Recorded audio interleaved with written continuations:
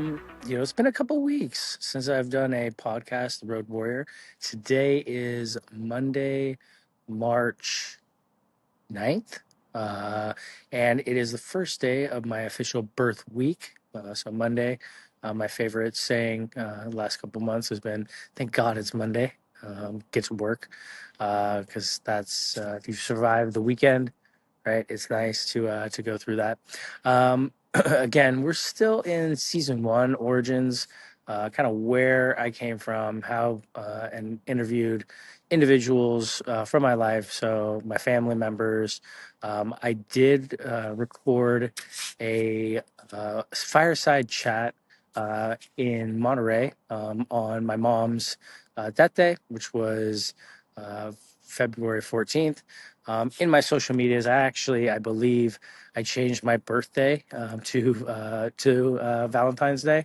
I did that for a couple of reasons. One, it's a day that celebrates love, and I think that's super important.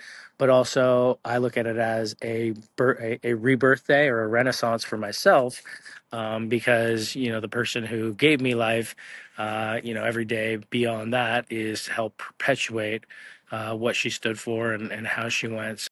I'll release that, but I think I'll release that on my birthday. So we'll go through all of that, and so I'm going to record at least one of these podcasts between now and my birthday. So I think that's kind of an interesting one. So now this is you talk about origins, and let me catch you up on what has gone on since the last time I put something out. Had a couple of people who I was looking to interview, and nothing really shook out. I was looking to interview some of the administrators from soccer clubs that I had connected with.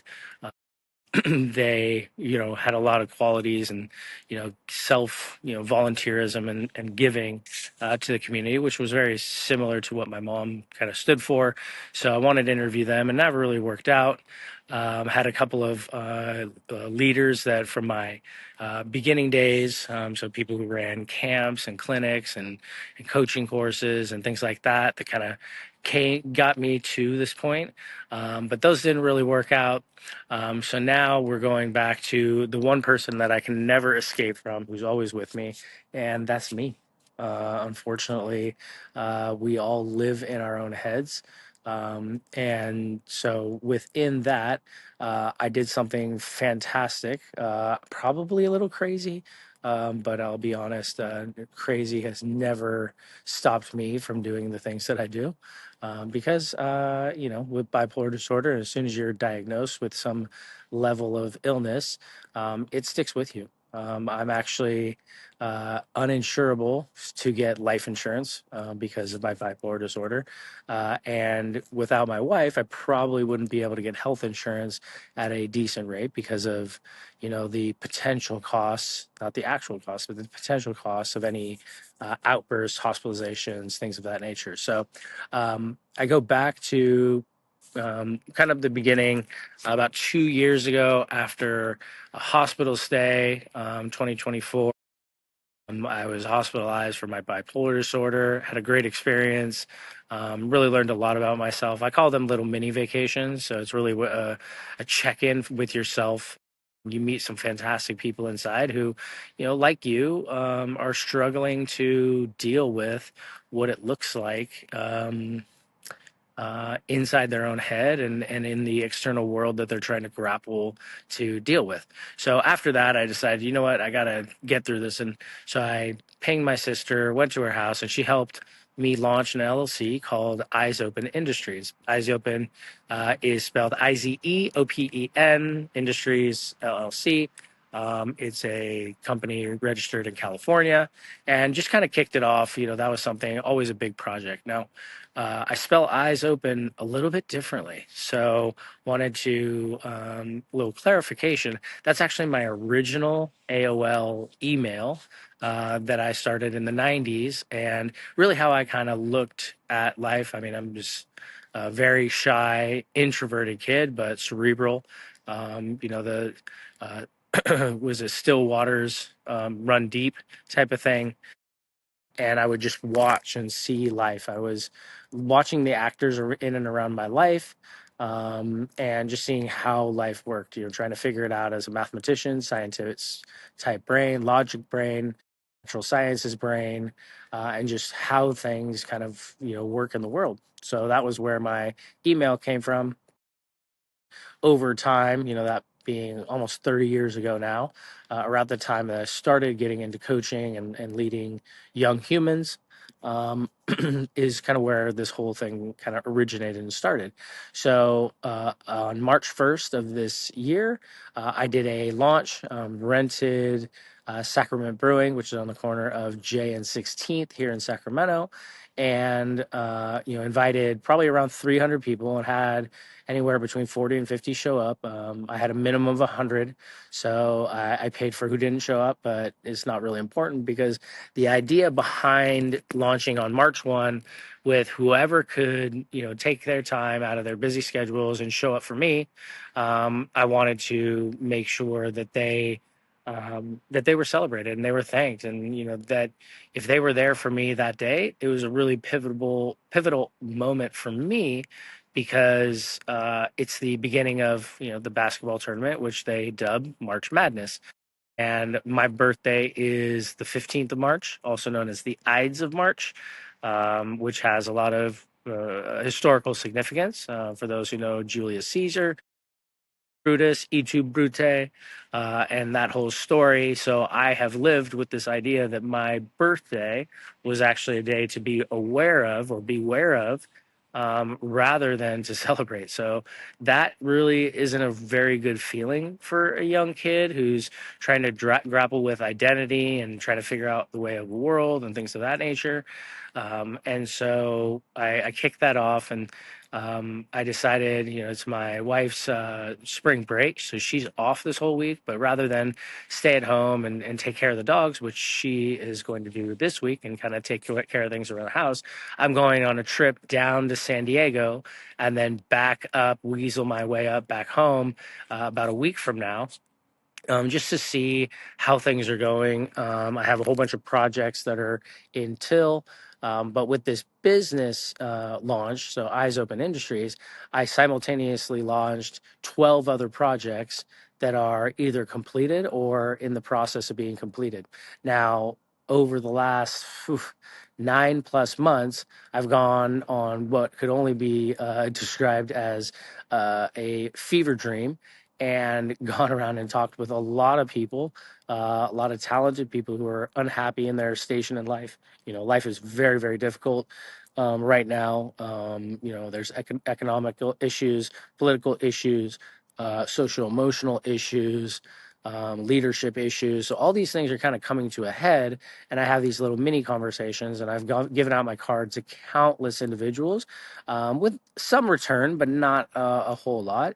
But as I go and grow these different, tentacles of this giant octopus that I have created, looking for people to jump on board. And in each little tentacle, looking at leadership type staff, and then the worker bees that go kind of, will help make the whole thing run and operate. And I've identified people that I would select if they were to able to drop everything. But one of the things that obviously I'm into now is getting investment into each one of these areas so that I can hire and sustain myself without going completely into debt right off the bat. So for anybody out there who is interested, just go ahead and ping me. A lot of different solutions to what I see. So when I go back and the origins of my email, the business name, and then all these solutions that I've come up with, the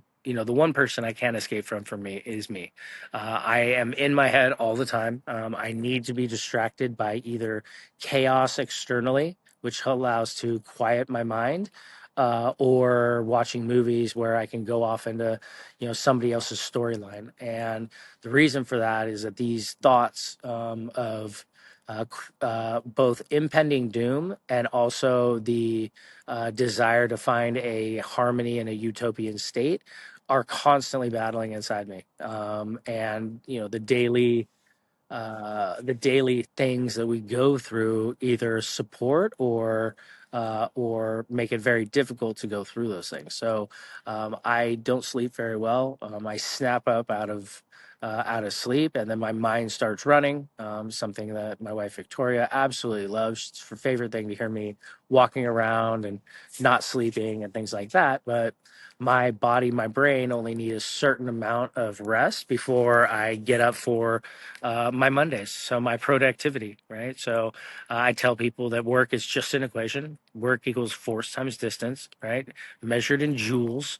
And this is the work equation is something that what the work equation means is that you have to apply a force and push it over some type of distance, and that is work. So if you think of that in context of what you do in your daily life, is you got to do hard work. There's easy work, there's light work. And if you have collectives where there's a lot of people doing work in the same direction, it's easy. However, when you say you're pushing a boulder and you're pushing it forward for you, but somebody's on your side and they're pushing it forward for them, you're not going to go in the same path. And then the person on the other side is not pushing very hard, or they're just watching. And so you think of it as, everybody's pushing the stone, but from different perspectives.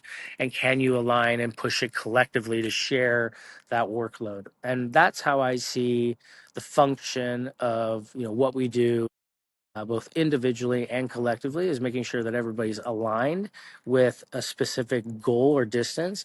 And then on that path, say we're pushing this rock, there's going to be grass, there's going to be ice, there's going to be hills up and down, there's going to be holes. So we have to adjust the path. Even though it's a straight line, we are going to have to adjust to how we're pushing it. Do we carry it? Do we shoot it over to the other place? And so this is, in essence, as an analogy or a metaphor, how I see what we do on a day in, day out basis. I wake up, I don't have any kids, wife and two dogs. So I don't have a high level of like impending doom concern over another human being outside of my wife and then my immediate family and making sure that they're okay. But I don't have to address a growing child's development out the gate. So I can focus really on the collective outside my house. And so these are the things that keep me up at night, right? So your problems that I hear, see, feel are they affect me personally. And it's very difficult for me to explain how your pain affects me, right? And maybe my pain you can't see because you're just not, you're busy and you're overworked, and you can't, you have to check in with yourself. And it's very, I'm fairly self-sufficient, so a lot of people don't feel the need to check in with me, right? Most of the time what I've encountered is that people just discard me and either chalk it up to Greg being Greg, or he's going on his walkabout, or he's okay. But I think all of us at some point, we've said something about like, hey, something about that person is just, what's going on, like what's happening, let me know, talk to me about what is going on. And some people hire a therapist, some people go to the bar and drink and talk to their bartender, other people go to their church group, other go to their family group chat. So there's a lot of ways people deal with this stress and let out these tiny little these steams, if you will, that are building inside them that help create a tranquility. That said, it can be very toxic in how the person on the receiving end takes that, whether they use it against you, whether they find a group of people against you. They start telling people outside the circle, and then that comes back. So while we're trying to grapple with understanding our position in life, we also have people who are working with us and working against us, because we have conflicting viewpoints, motivations, experiences, and it's completely natural. And so what I have here, right, Monday morning, it is 4:45. I'm in Sacramento, capital of California, and I can look around and I'm in Capitol Park, right? So if you can see in the background, we have the Capitol building somewhere around there. So this is the seat of all the business that happens in California, right? It runs through Sacramento. It's the epicenter. Northern California is highly innovative, so in many cases, I think that it is, one of the greatest cities, if not the greatest city in the world, because it's a diamond in the rough. I mean, it is literally empty. It's the city that sleeps. You have New York, the city that doesn't sleep. Sacramento is the city that sleeps.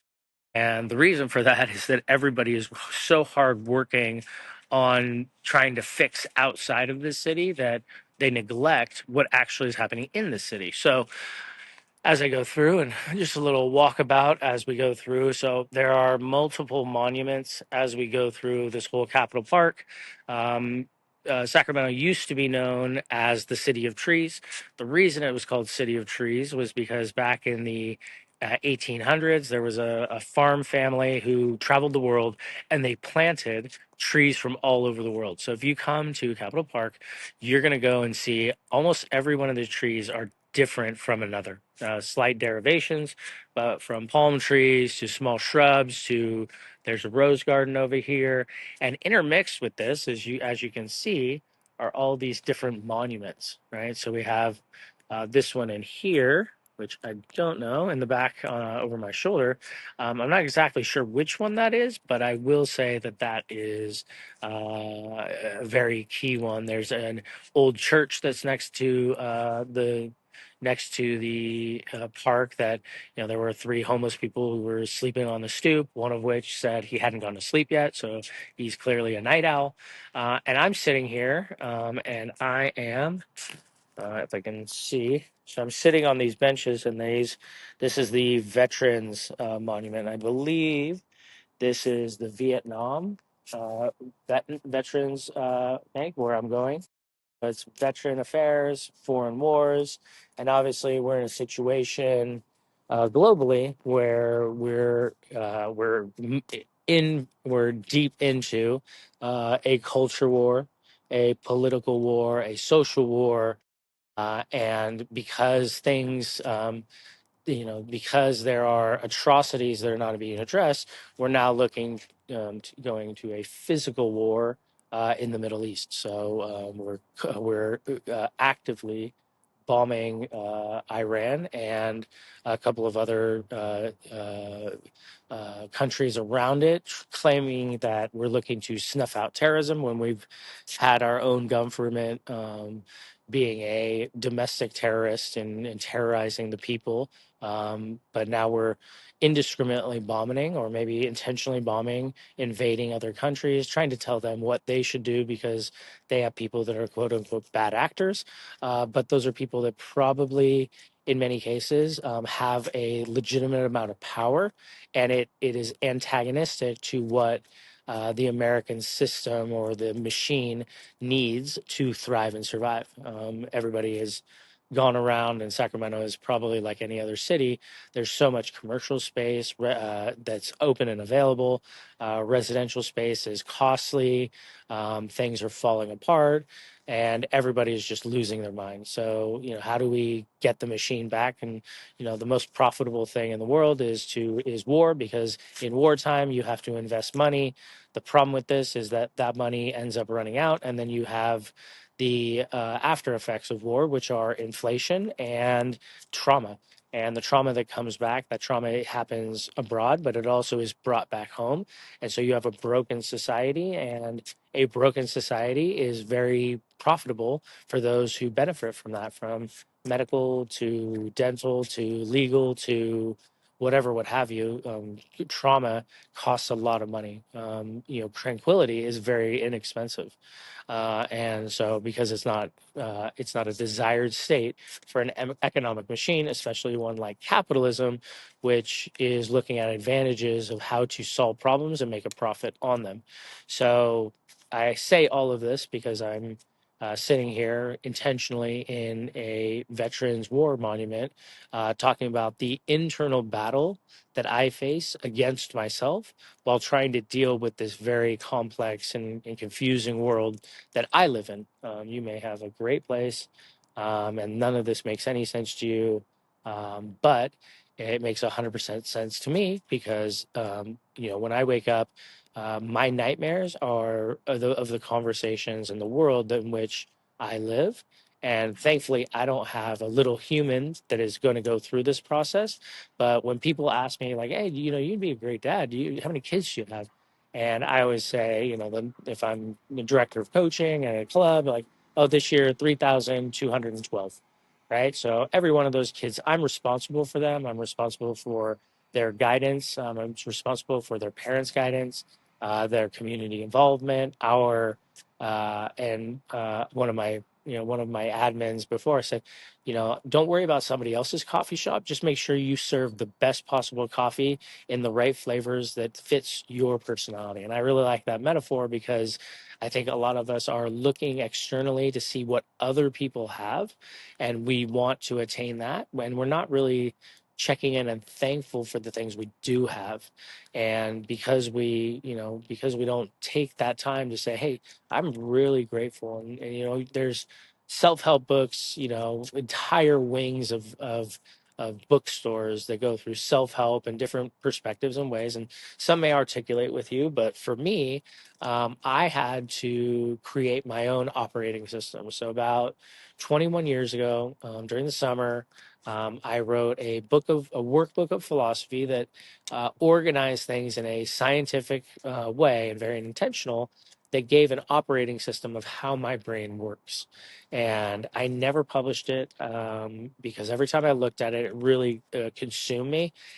And anytime I looked at it, I looked at it as my life's work, and that I couldn't look at that without focusing on that and explaining it for the rest of my life. And there were too many things that I wanted to get accomplished. Too many, soccer gave me and has given me nothing but joy, and I want to share that with future generations, current generations. Looking back at all the people that I've been in contact with and their successes, knowing that I had some level of a hand in their eventual success, or I'm there for their failures. And I like to stay connected with as many people as possible. So anybody who's out there and remembers me, and like I ran into a old player of mine yesterday, and they said, "Oh yeah, we saw you at this, but we thought we probably didn't remember me." And I was like, "No, I remember a lot of people. I work with so many people, faces." Sometimes are difficult, but because I've been so many places, just come up to me and like, hey, check in, like remind me of where we met, because while you've been running one team, I've been running, thousands upon thousands of coaches and teams and programs. So I forget, where we may have encountered, but a lot of the things that I've helped set up, develop, and persist over time, the idea of this is that leaving a lasting impact and a legacy in the things that I do through the people that I interact with, and let them, with their own devices and their own spin on things, keep things going. And one of the things that I wanted to talk today specifically is what I call organizational forensics and consultation. So I kind of segued. I had a couple of job offers working for some other companies, other clubs, and really quickly, either I wasn't a good fit for them or they weren't a good fit for me. And what I came to realize is that I'm at a point where I can't work for anybody else. I cannot. At this point, I've been doing work for other people with their vision and what they're looking to do. I can't work with them because there's so many things that need to be addressed, and I don't really need another project that isn't the projects that I've been working on for my entire life, that I feel it's time to share. Right. So like one of them is start a podcast. Why? Because, I have ideas, I have conversations, I talk to a lot of people. I run into some amazing people in just happenstance type of positions and have really good, fruitful conversations for a minute, 5 minutes, 10 minutes, an hour. And within that is just sharing that path. This is my road warrior. I'm always on the road. The funniest part about all of this is, that road inside my mind is the one that I have traveled the most. We'll talk about eons and eons and years of travel inside my own brain.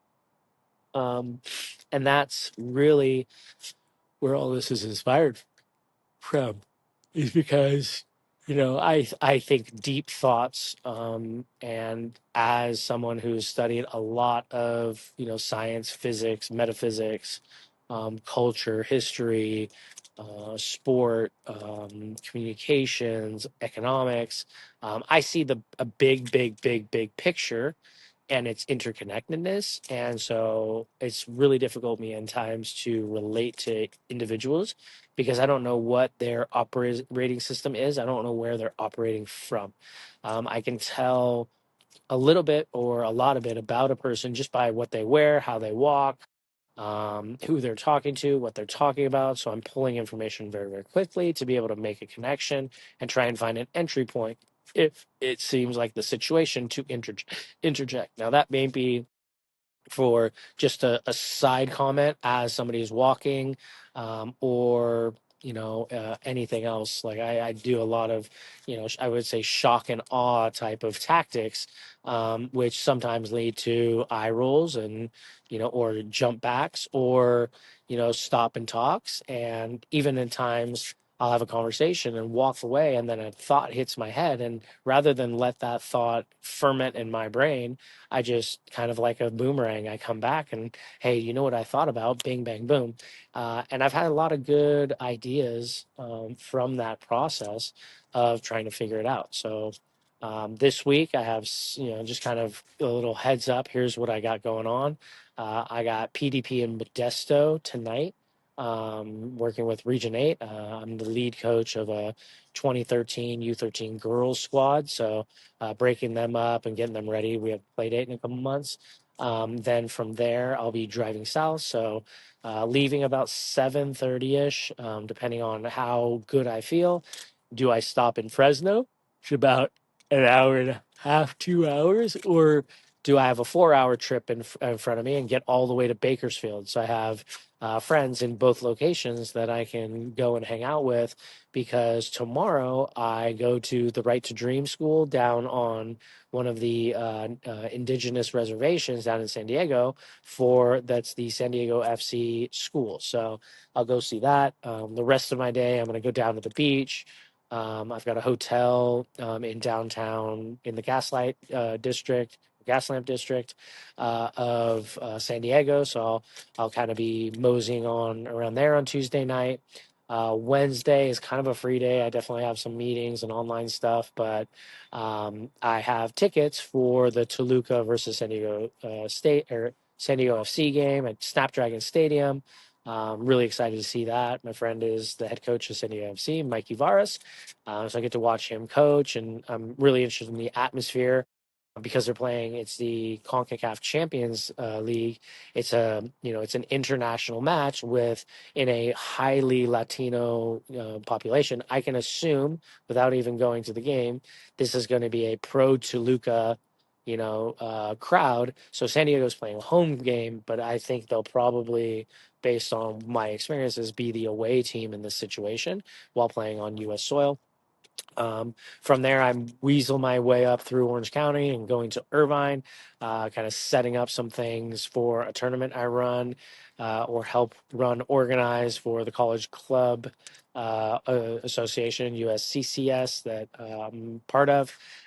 From there, I move a little bit more north and head up around Palos Verdes and Torrance, meeting up with my freshman year college coach, meeting up with my college roommate and his wife, who met while he and I were living together. And they were actually my roommates for a stint. And then kind of settling in the Loyola Marymount area, which is where I went to school. So I'm going to be staying down in the Venice area. I'm going to mosey on over to Santa Monica. And then on Saturday, I'm going to an LMU game, to a LAFC versus, don't know, can't remember, team. So whoever's going to lose, because LAFC is going to win.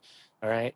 And then after that, my favorite DJ at present, Timmy Trumpet, is also playing in LA.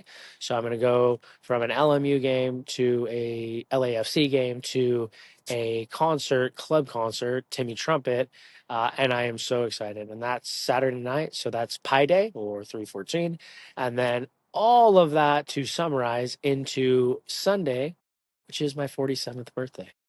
And so it is a run up to a birth week. I stopped, drinking any really alcohol in any real significance. But 2 days after that, obviously, the 17th is St. Patrick's Day. So I get the residual hangover of everybody else. It'll be St. Patrick's Day weekend. So I anticipate carnage and mayhem in Los Angeles and throughout.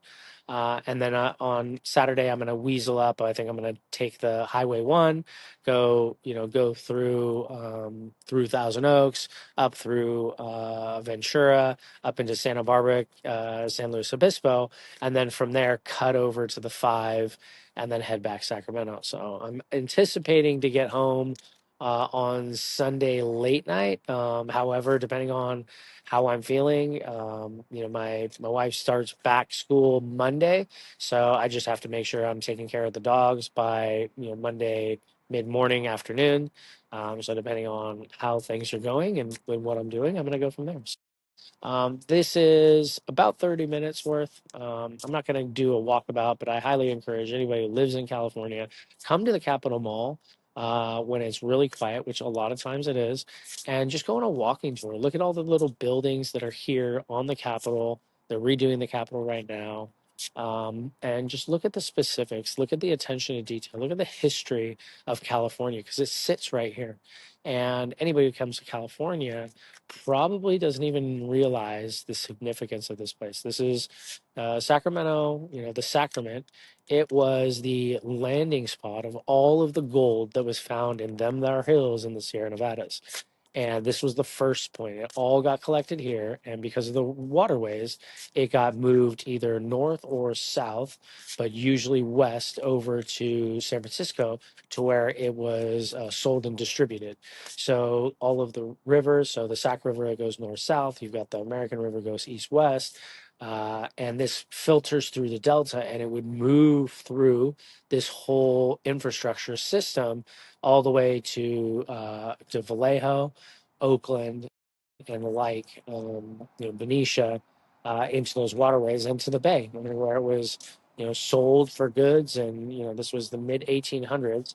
And I think people forget that the 49ers are the ones who found the gold, and the Raiders are the ones who stole the gold from the people who had it, so from the bad people. And so it's, when you look at the the naming of our two NFL teams, really that's where they come from, right? They originate. So Oakland is more where the pirates would be stationed, and jump on a ship, and that was their mentality. The 49ers were, hey, we worked really hard, we headed west, we forged a path, we found this gold, we panned for it, and now we're going to sell it in Sacramento, and then Sacramento is going to transport it. So that's really what an interesting, the reality of what Sacramento is, where I'm standing right now, and what I'm talking about. Like, these are the origins of Northern California, and in many cases the West Coast. It runs through the city, it's ran through the city, and it's going to run through the city. And so what I'm going to do is I'm going to run to the coffee shop, because it's early morning and Greg needs his coach's juice. And so I will sign off. Thank you for being you. Again, this is still season 1 origins, but where the name of my company was inspired from, what its purpose is, and really what I'm here to do over the next week is just kind of move through California and observe. I have some big things that I have planned for my trip, but I will keep you posted. All right. This is Greg Rubendall, the Road Warrior, signing off. Thank you.